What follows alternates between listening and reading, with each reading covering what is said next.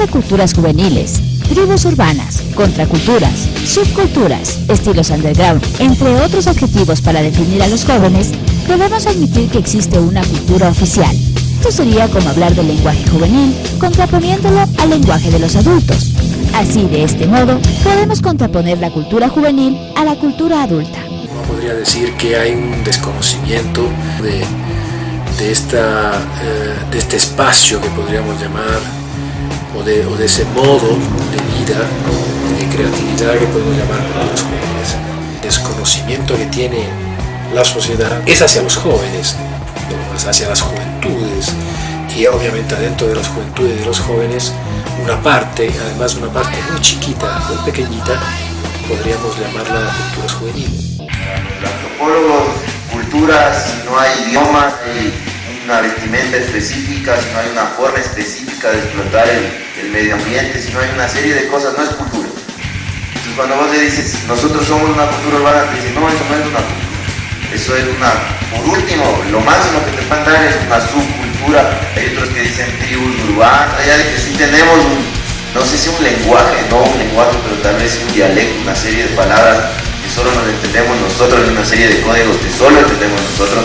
También tenemos un vestuario, también tenemos una música y también, sobre todo como argumento, también asumimos que somos distintos a los otros habitantes de la ciudad. Aquellos que hacen de la creatividad, diría yo, de la recreación y de la resignificación de determinados contenidos, de determinadas estéticas, de determinadas formas de representación simbólica, hacen su acción, digamos, ¿no? su modo de estar en el mundo y de vivir.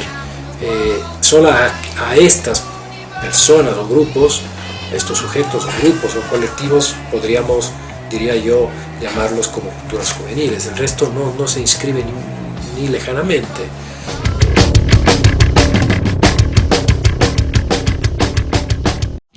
En la escena rockera ecuatoriana, una de las características más comunes es encontrar diversidad de géneros musicales en un mismo lugar. El rock, el punk, el metal, el hardcore y en general todas las formas artísticas de estos años tienen la característica de ser fenómenos de masas, en las que se identifican varios jóvenes que forman su vida, experimentan y crean sus valores a partir de lo que escuchan. Además, juntan a miles, si no es millones, de personas alrededor del mundo. Quito no es la excepción. Me llama mucho la atención la identificación y autoidentificación del rock ecuatoriano como movimiento, porque creo que es una palabra no casual, es una palabra con un peso significativo muy fuerte. Pensemos en que hay miles de gustos musicales, de identificaciones con estilos musicales, todos los que ustedes puedan imaginarse, y no todos esos generan una identidad como un movimiento, no todos se autollaman un movimiento. Es una forma de vida, es un estilo y una propuesta discursiva. Hay en el movimiento rockero, para seguir usando este término, una fuerte base social, y esto es algo que hay que recalcar un poco, es decir, es una identidad colectiva. Este crecimiento no es un fenómeno simplemente espontáneo, obedece a lógicas sociales, sobre todo a la construcción de estas redes y a la fortaleza que tienen estas redes.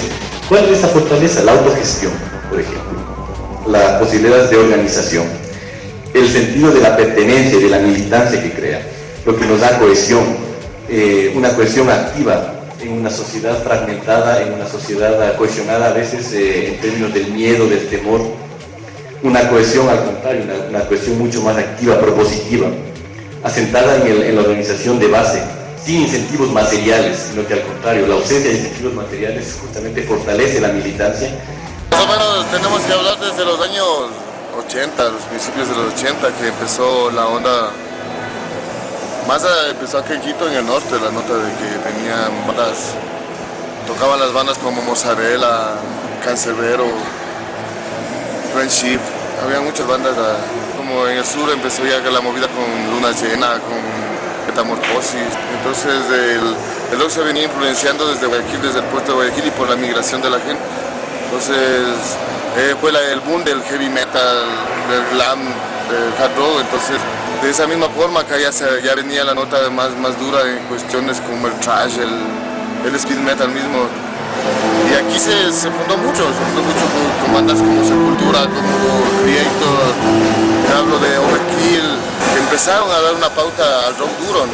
Luego de eso ya vino el punk, ¿no? Tapón, el nacimiento real de aquí del punk se trae en las fines de los 80, iniciando los 90, y el alternativo en ese tiempo que marcó una época muy grande también aquí en Quito, que fueron ídolos Nirvana, Pearl Jam, todo ese tipo de grunge y rock alternativo.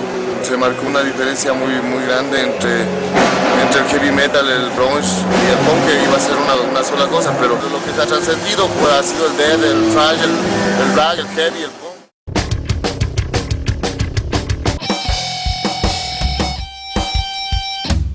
Desde siempre, el ciudadano normal se asustó y persiguió a los primeros jóvenes poco convencionales o diferentes al paradigma de normalidad, sobre todo en las ciudades grandes, una persecución que se consolidó en un estereotipo de desafío a lo aceptable, a la autoridad moral, estética, ética y jurídica del conservadurismo, es decir, la cultura dominante adulta.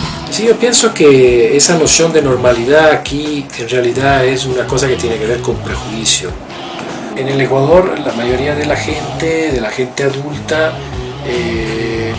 no entiende bien cómo se mueven los jóvenes y las jóvenes. No entiende, por ejemplo, sus gustos, no entiende la sociedad adulta, muchas veces las familias o también la misma educación formal. No entiende que ni la familia, ni la educación, los colegios, la escuela, etcétera, son los únicos agentes educadores, son las únicas agencias educadoras. Claro, la mayor parte de la sociedad adulta que no conoce, que no entiende bien, siguen manteniendo un poco una posición de prejuicio, te diría, ¿no? de desconocimiento. Creo que la sociedad está obligada a vernos con un poco más de respeto, pero en un proceso de muchos años, desde que ellos se dan cuenta de que no somos 100 ni somos 1000, somos miles, somos muchísimos, y que no tenemos ninguna intención de involucrarnos en sus valores. Nosotros no pertenecemos a la gente que ha hecho este mal armado mundo. Nosotros no tenemos sus valores. La actuación de nosotros es casi normal, porque a veces hay personas que están embriagados y se actúa a la fuerza. O sea, estamos nosotros mismos aquí patrullando que no estén tomando las afueras, porque debido al alcohol después vienen los problemas. O sea, la sociedad está acostumbrada a ser controlada. Es por eso que existe esa basura de policía. Son simplemente escorias, loco. Escorias que les entrenan para no ser humanos, para ser solo un ente represor que por ser diferente te golpea, por ser diferente te reprime. Igual que toda la sociedad, por ser diferente no eres aceptado.